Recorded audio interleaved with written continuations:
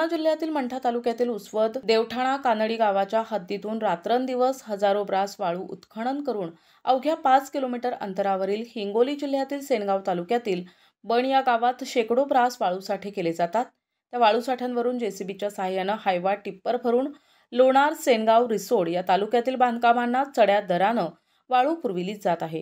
हिंगोली जालना हद्दीवरील बन देवठाणा हे अवैध वाळू विक्रीचे केंद्र बनले आहेत। हिंगोली, बुलढाणा आणि वाशिम जिल्ह्याच्या हद्दीजवळ अवघ्या 10 मिनिटांच्या अंतरावर जालना जिल्ह्यातील मंठा तालुक्यातील पूर्णा नदी वाहते।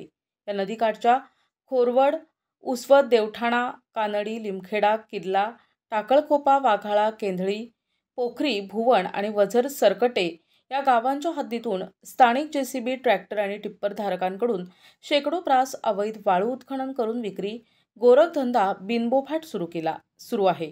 एकाच गावात 2-3 ठिकाणी नदीपात्रात वाहने उतरविण्यासाठी रस्ते तयार केलेत। त्या ठिकाणावरून शेकडो वाळू उत्खननामुळे नदीपात्रात मोठमोठे खड्डे निर्माण झालेत। या अवैध वाळू उत्खनन आणि वाहतूक करणाऱ्या वाळू चोरांनी ठिकठिकाणी पगारी खंबाऱ्यांची नेमणूक केली आहे। त्यातच वाळू उत्खनन करणाऱ्या जेसीबी आणि ट्रॅक्टर आणि टिप्पर या वाहनांना नंबर नाहीत, त्यामुळे जिल्हा प्रशासनाला कारवाई करतेवेळी अडचणींना सामोरं जावं लागते।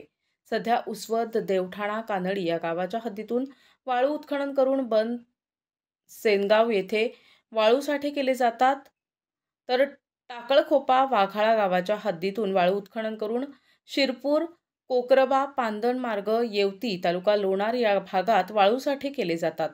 लिमखेडा आणि किर्ला या गावाच्या हद्दीतून वाळू उत्खनन करून मंठा शहरात विक्री सुरू आहे।